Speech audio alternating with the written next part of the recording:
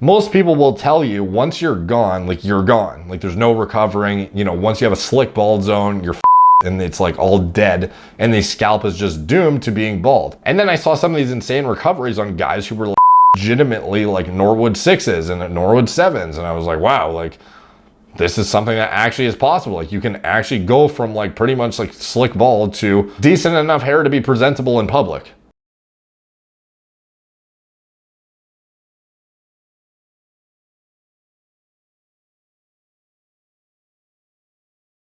What's up guys, Derek, moreplates.com. Today we're going to be talking about nuclear hair loss protocols. So a lot of my videos at this point, or at least a handful of times, I've mentioned these nuclear options, and people have, been asking. I basically mentioned how, if like mainstream approaches don't work well, or like clinically, like proven stuff doesn't work well, there are certain things that somebody could hypothetically do that are like nuclear things that are very, have a much higher incidence of side effects, or are going to be way more problematic, assuredly more problematic, in a side effect context, or even a endocrine like function context, not just standard side effects, but like literally like fucking nuking your own production of certain things, among other things. And this is sort of the literal word, me saying nuking, this is where the nuclear sort of, I sort of like came up with the name.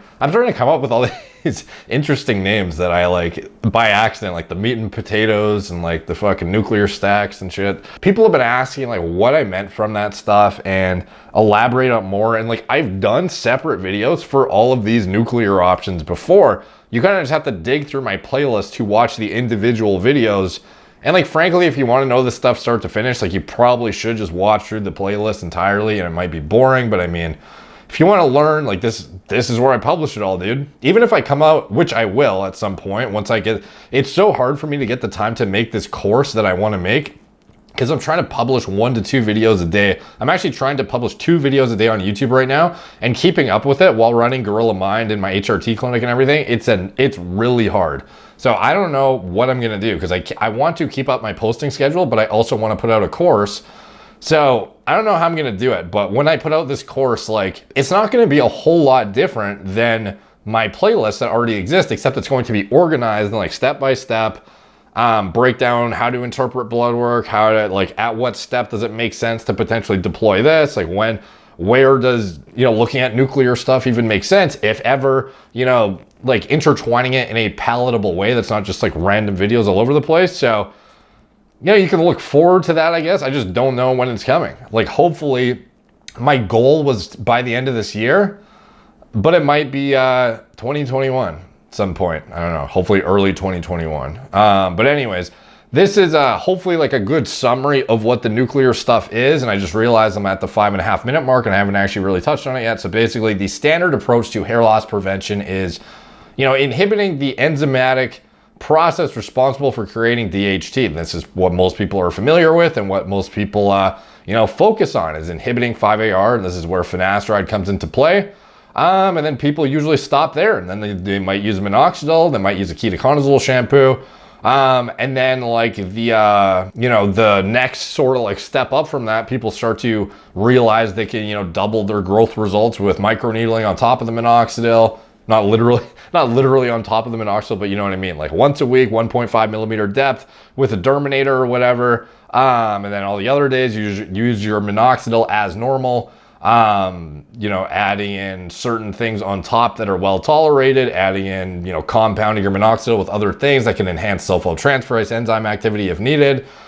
Different things like that, and then there's, the step up where you inhibit more DHT and you start to look at, clinically approved or soon to be approved topical anti-androgens, or experimental ones if you want. And then, like above and beyond that, once you get above like the standard traditional DHT inhibition, sort of like topical anti-androgens people are familiar with, microneedling, minoxidil, laser therapy, blah, blah, blah, blah, blah, that kind of stuff, castor oil potentially, growth hormone secretagogues, there's like a lot of different things actually in the kind of like mainstream, I don't know, niche, whatever, that are evaluated quite often. And then sort of the hyper specific, weird, nuclear stuff, most people don't even need to look at. Like, so it's not overly relevant to even burden your mind trying to figure it all out.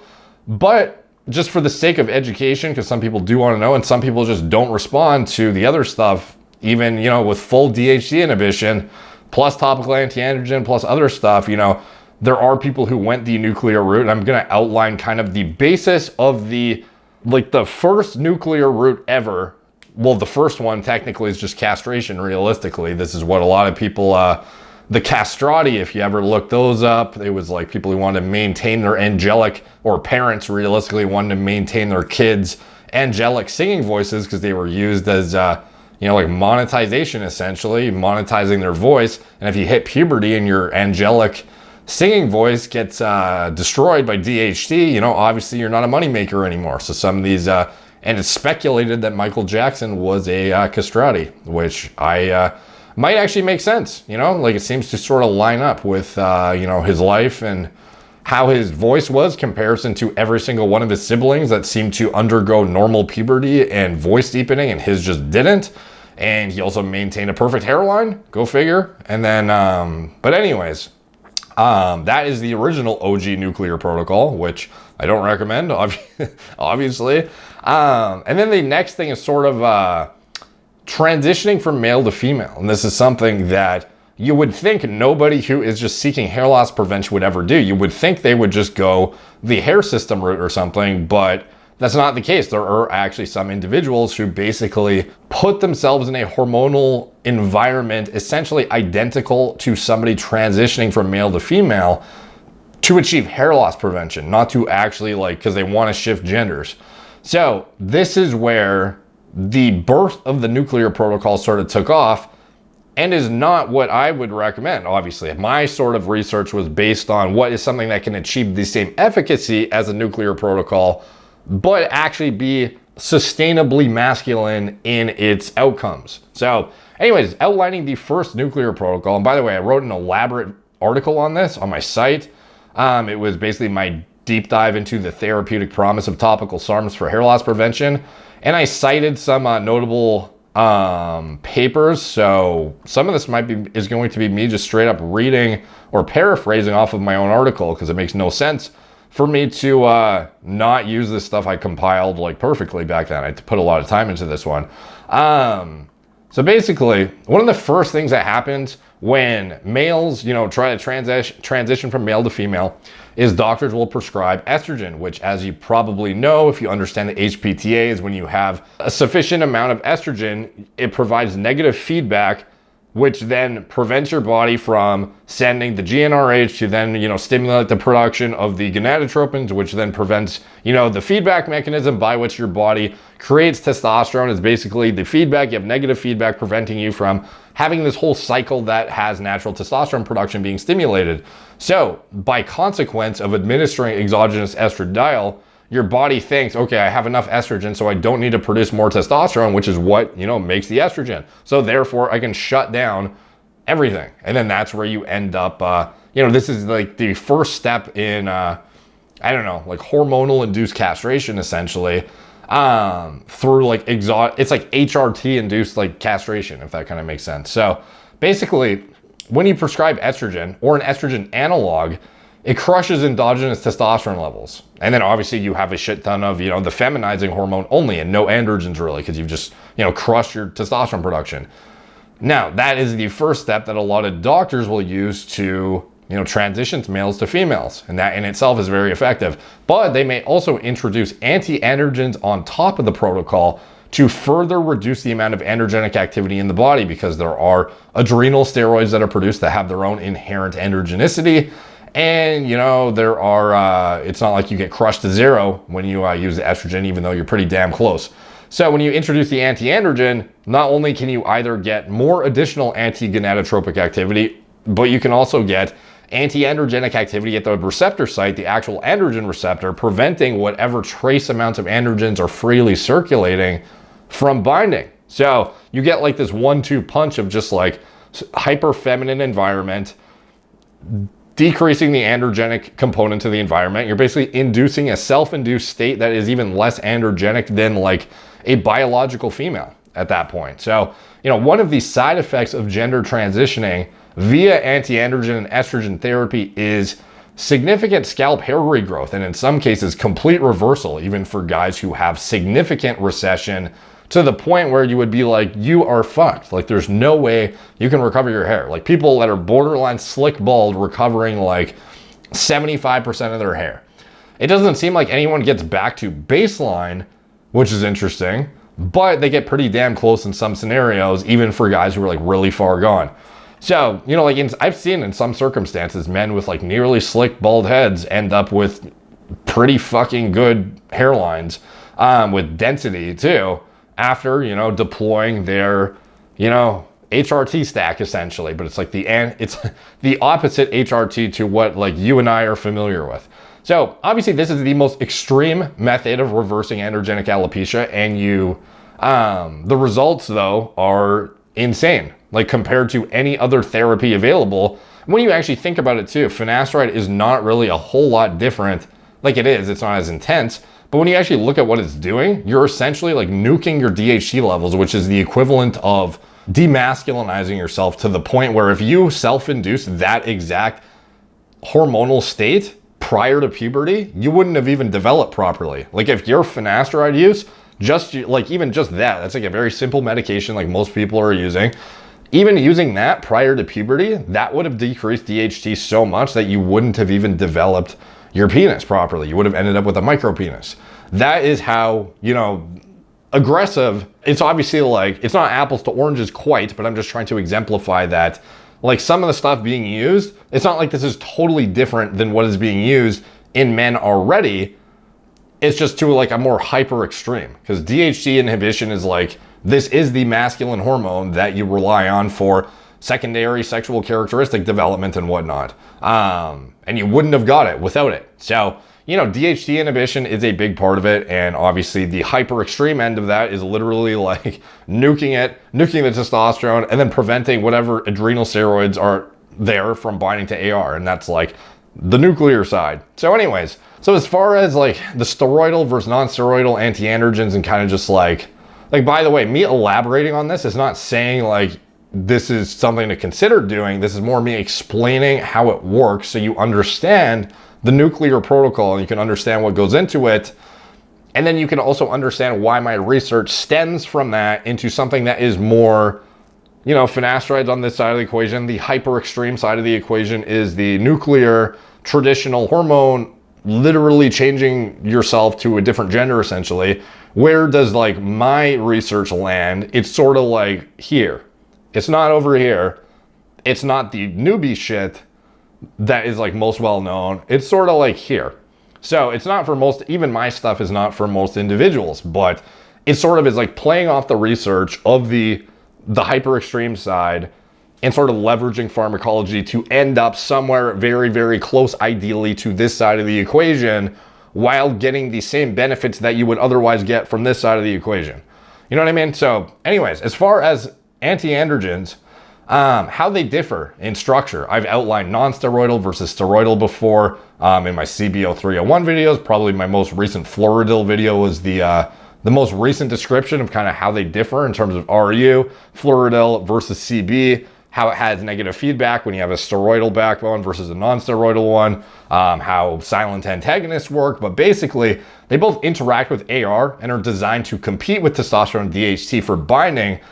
But other steroidal anti-androgens also work through slightly different mechanisms, all but still working around the biological target of endogenous androgens, which is the androgen receptor. So for the sake of not overcomplicating it, I'm going to briefly summarize the pharmacodynamics of two of the most commonly used anti-androgens in the hair loss community. So, and I'll kind of elaborate how my stuff sort of like stacks up to them after we go through them. So bicalutamide is a non-steroidal anti-androgen that is recognized for its affinity to the AR, thus preventing testosterone and DHT from binding and transcribing their effects in tissues. And it is highly selective competitive silent antagonist for the androgen receptor and is often utilized for androgen deprivation clinically and experimentally.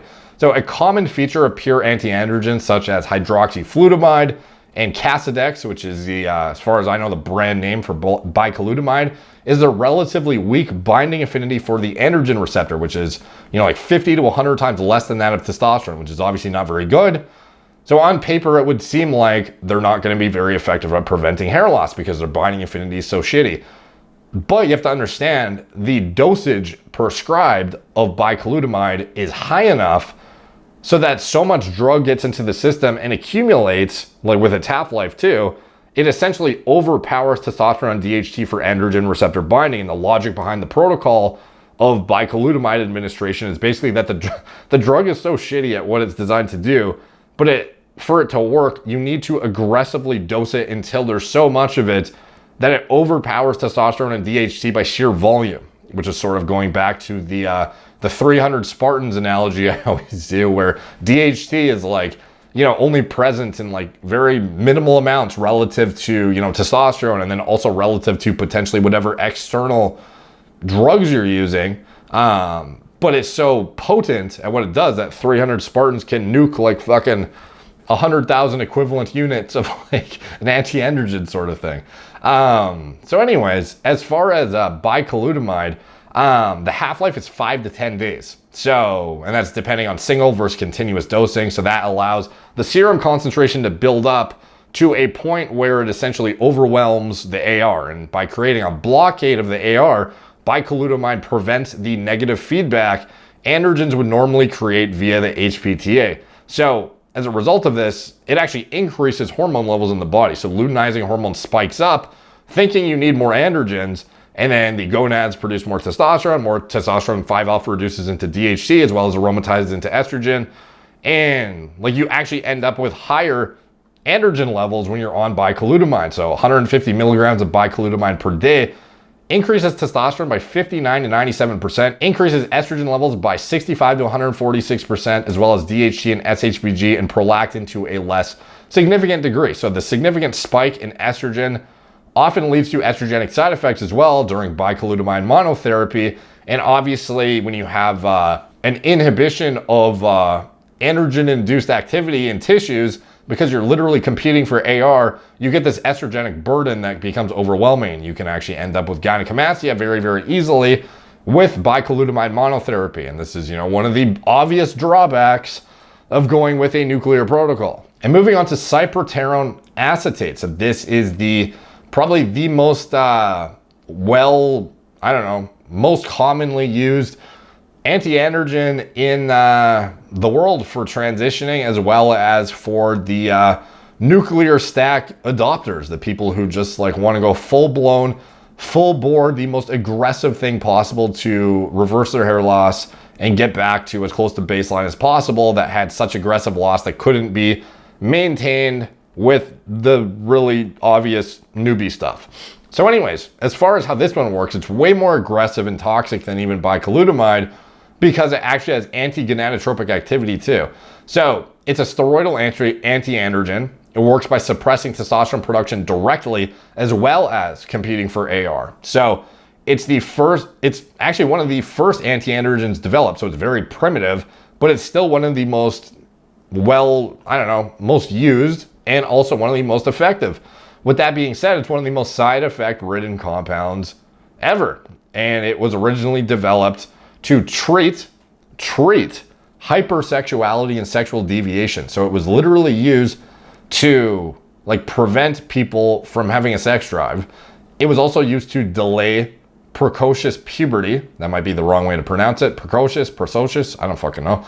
When puberty begins before age 8 in girls and before age 9 in boys, it is considered precocious puberty. So it's basically like delaying like early puberty, essentially. So as cyproterone acetate was used both in full-grown men as well as in prepubescent children, the conflicting findings in its pharmacodynamics have led to different conclusions on how it works in the body.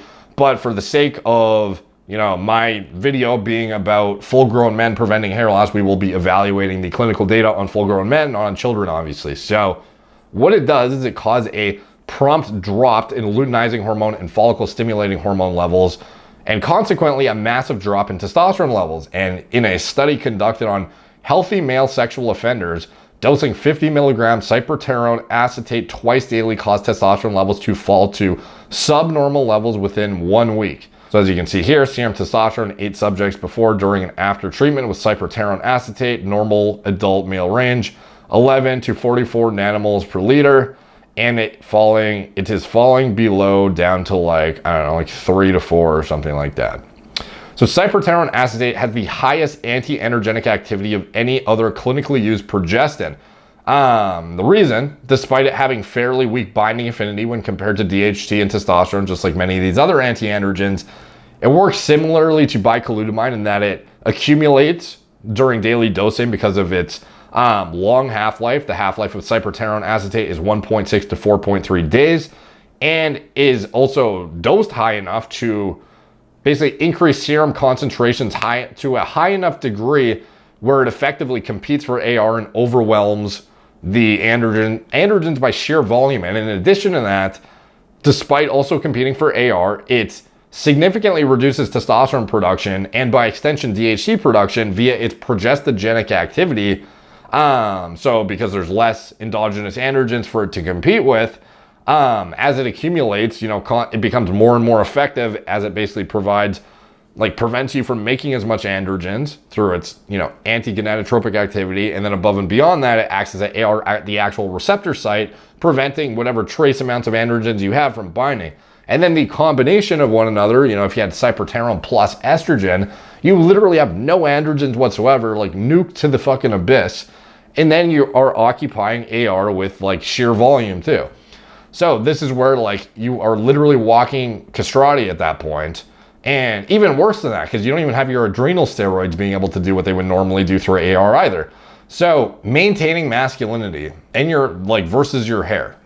I'm basically cyproterone versus bicalutamide, by the way. Steroidal anti-androgens have largely been replaced by non-steroidal anti-androgens. And this is where, the concern has arose with things like CB0301, which is steroidal, and this is why things like RU58841 and Floridil have more might have more therapeutic promise in some capacity. Obviously we want something with more data on humans showing it's safe and whatnot, but at the end of the day, I would rather see a well-tolerated non-steroidal anti-androgen than a steroidal one being used that may have negative feedback in some capacity with adrenal production, actual, gonadotropins, etc.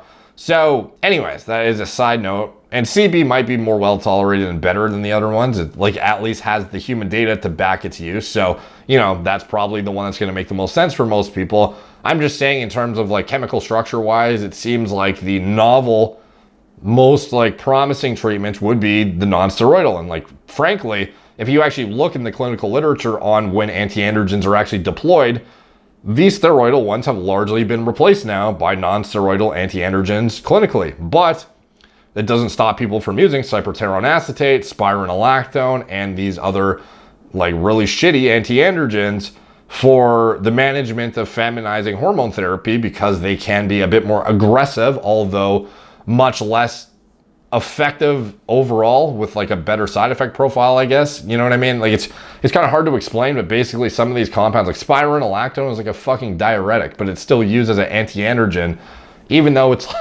fucking horrible for you.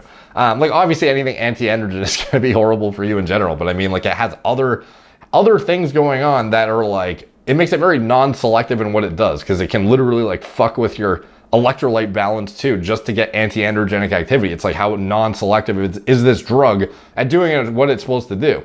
Some people used to even use topical spironolactone for an anti-androgen. Some people still do nowadays. I've even been asked lately, what do you think about topical spiro as an anti-androgen? It's fucking terrible. And this is one of the reasons why.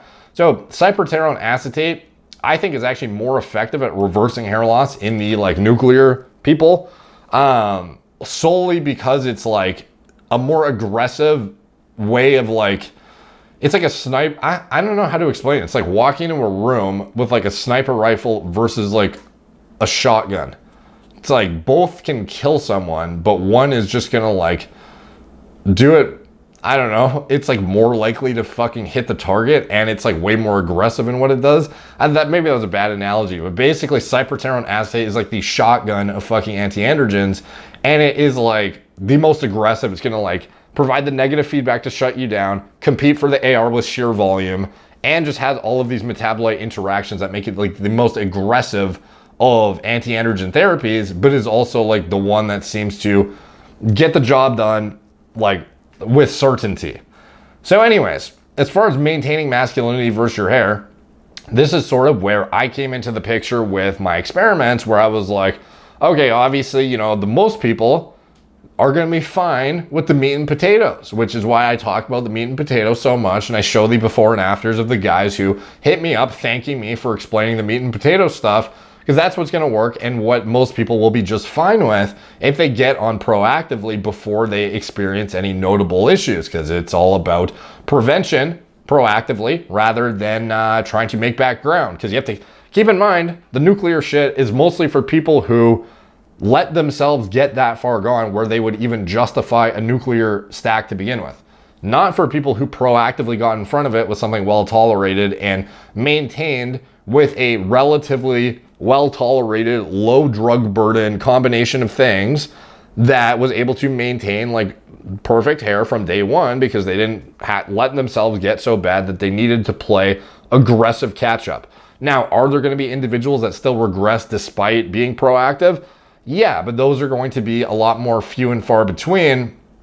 They're still going to be there, but I mean, like, you even saw the video I did on the twins, like the dutasteride twins, the one that they were both very, very prone to hair loss, like aggressive hair loss. One of them started dutasteride early, proactively. One of them waited to start and then eventually got on it. He had aggressive loss. He maintained all of his ground thereon, but he never recovered back to baseline, versus his brother, who was starting dutasteride years earlier. They were on the exact same protocol, but one started many years later, and then his hair never got to the stage as the guy who started before. And it basically just reinforces the notion that it's way harder to make background than it is to keep whatever you have. So you can probably get away with next to nothing, or at least like a very reasonable, well-tolerated, cheap, not experimental, tons of clinical research to back that it has barely side effects for 99 out of 100 people treatments, versus the super hyper aggressive shit. So anyways, where does my research lie in between those two extremes?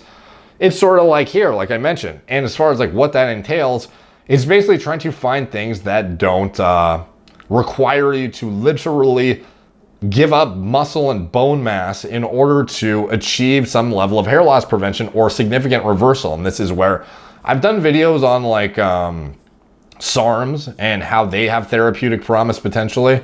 Like I literally know some individuals who do HRT on fucking SARMs plus estrogen. I'm not saying to do it.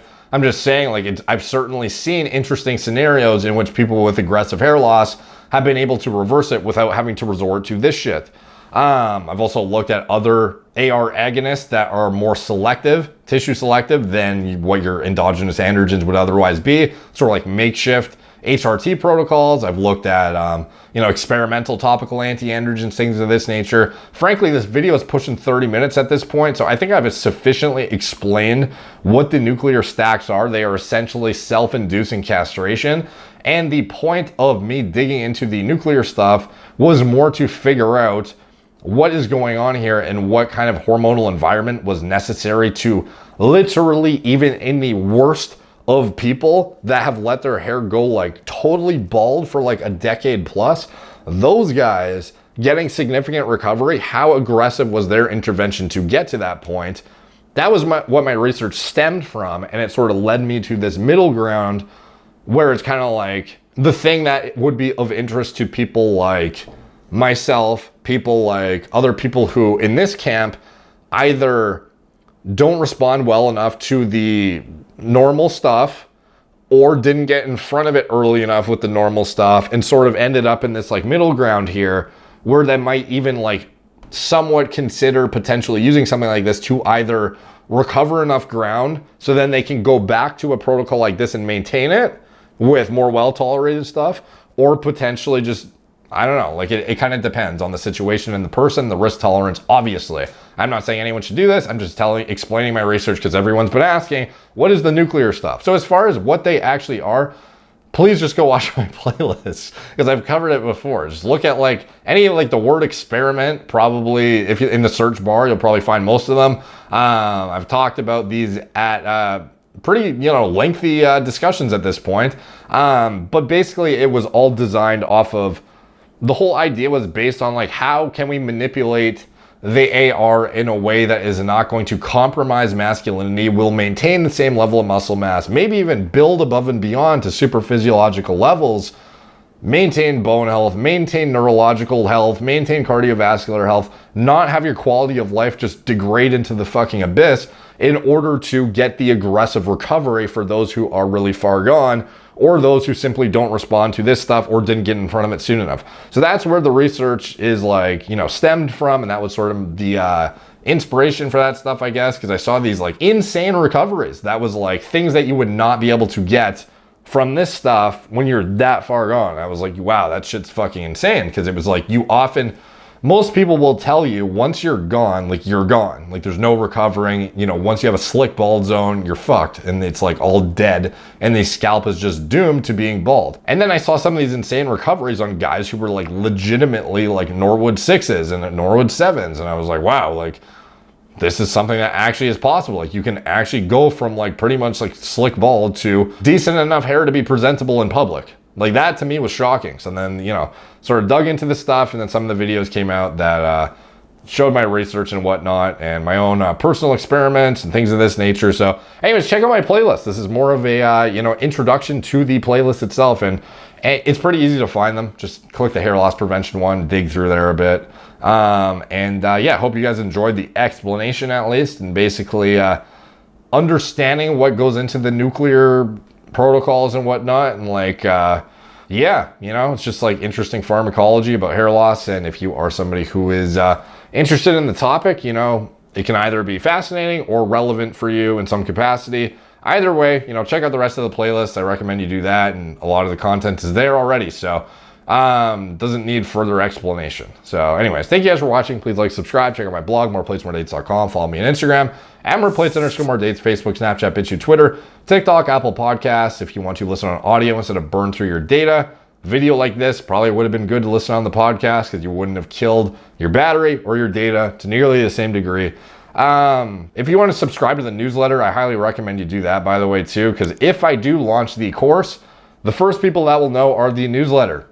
I will definitely be sending a private newsletter update to those individuals first.